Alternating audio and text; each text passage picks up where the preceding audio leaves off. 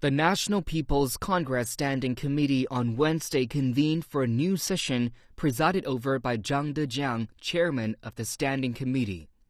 A draft law on cybersecurity has been submitted for its first reading.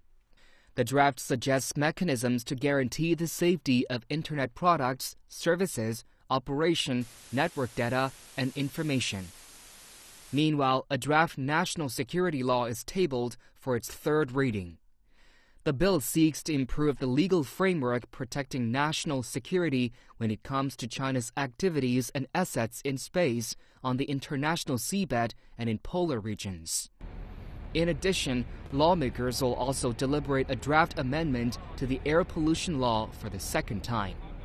According to the draft amendment, ships on inland or river-to-sea waterways must use standard diesel to cut emissions.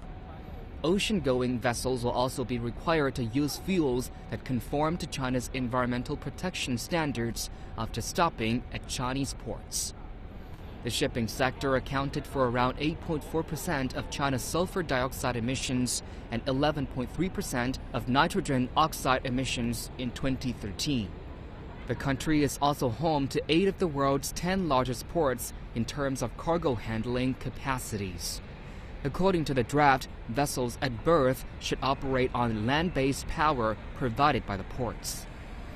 Meanwhile, ports, both new and existing, must be equipped with shore power facilities.